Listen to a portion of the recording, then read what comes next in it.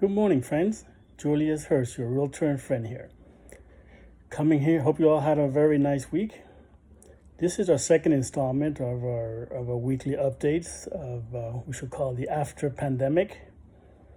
Now that the market is being opened, we're going to keep track of how we're doing in real estate. This is the real estate activity in Miami-Dade and Broward counties for this past week, ended May 15th. So for the week, we had 96 new homes being listed for this week. And I'll get more into that in a bit. We had 114 new sales, you would say, active with contracts, or yeah, 90, and 122 new pendings. These are sales that have not gone through the closing process. We've had closings. We had 21 closings, homes that were actually closed on. So the total inventory in Dade and Broward is now 32,527 homes. That's single family homes and condos and villas and the such. So that's 32,527 for sale, homes inventory, compared to 32,706 for as of last week. So that's a decrease in inventory of 179 homes.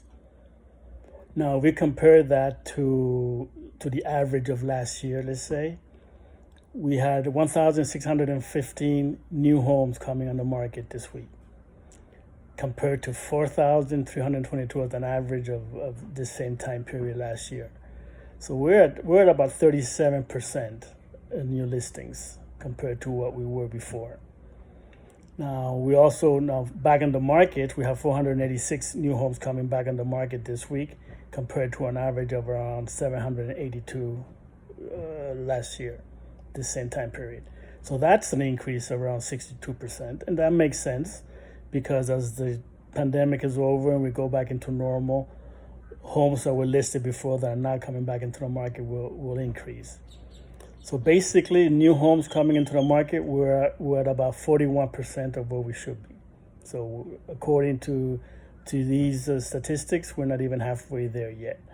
So that's 2,100 homes that came back into the market compared to 5,100 last average for a week in last year.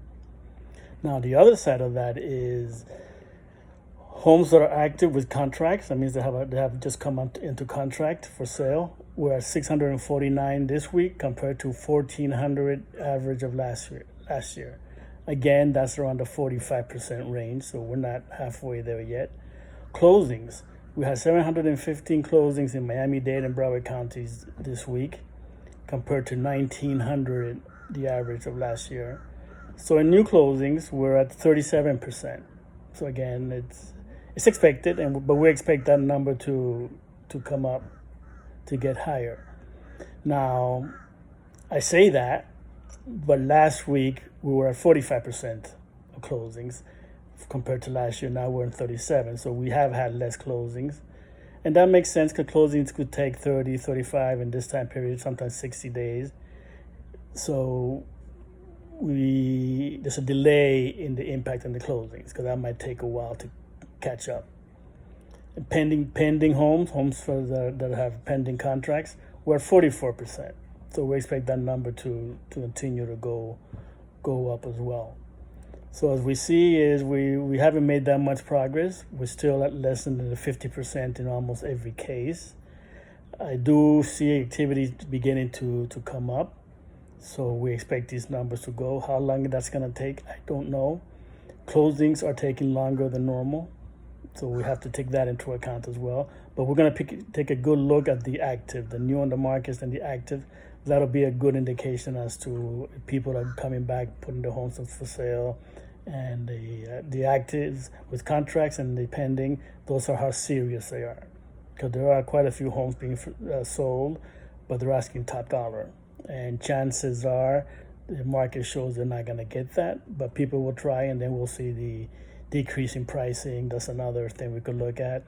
to see that people who started higher, but that's always been the case. It was that case also before the pandemic, where they start asking for more money, and then as they see reality, they lower the pricing. So that's another topic as to how to price your home.